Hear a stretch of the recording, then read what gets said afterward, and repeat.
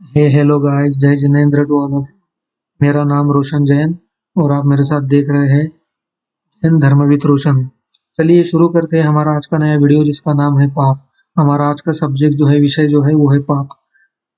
तो देखिए, सर्वप्रथम जैन धर्म के हिसाब से पाप क्या होता है थोड़ा सा शॉर्ट में बताना चाहूंगा।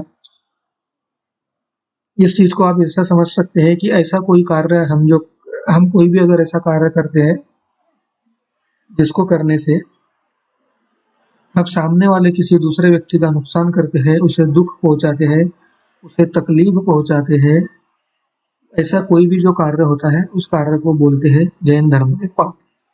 और पाप कितने होते हैं जैन धर्म में? अगर आपको कोई भी पूछे कि कितने पाप होते हैं, तो जैन धर्म में पाप होते हैं 5।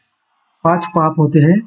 और पांचों पाप को ऐसे कैटेगरीज में डिवाइड किया है कि उन सभी कार्यों को करने से हम सामने वाले किसी ना किसी व्यक्ति को दुख पहुंचा रहे हो, उसे धोखा दे रहे हैं, उसे तकलीफ दे रहे हैं। तो सर्वप्रथम हमारा जो पाप है वो है हिंसा।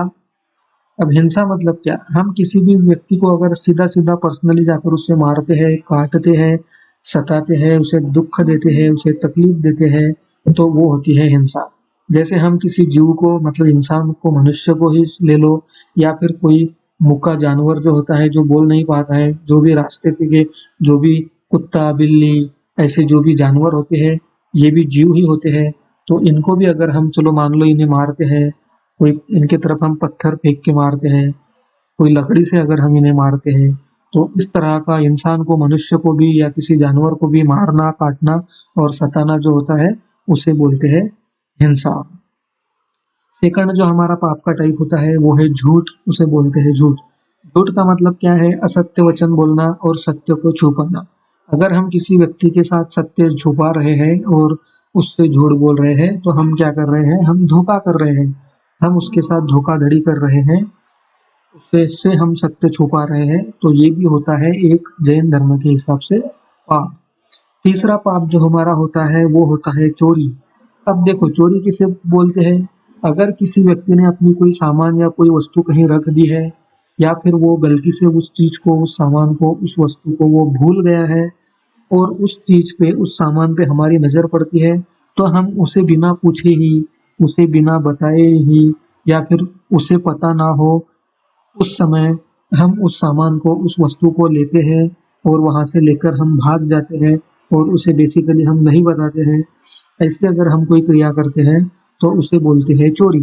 मतलब किसी की भी पड़ी हुई, रखी हुई, भूली हुई सामान या वस्तु को उससे बिना पूछे या बिना बताए लेना या फिर लेकर भाग जाना, इसी को बोलते हैं चोरी।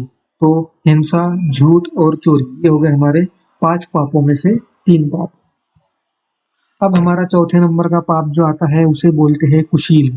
अब कुशील जो शब्द है थोड़ा नया शब्द है, थोड़ा अनसुना शब्द है, तो इसको थोड़ा अच्छे से देखते हैं।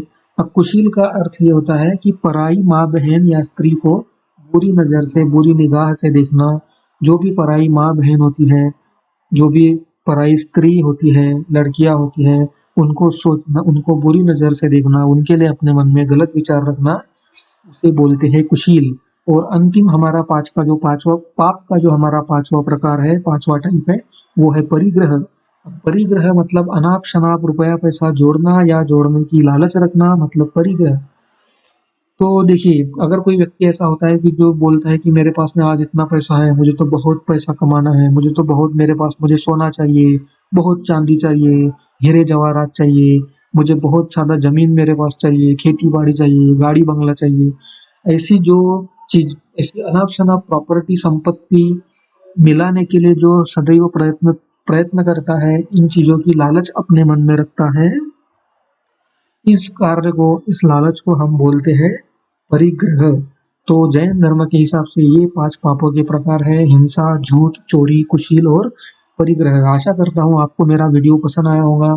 अगर पसंद आया तो प्लीज ज्यादा से ज्यादा लाइक, शेयर एंड सब्सक्राइब करिए।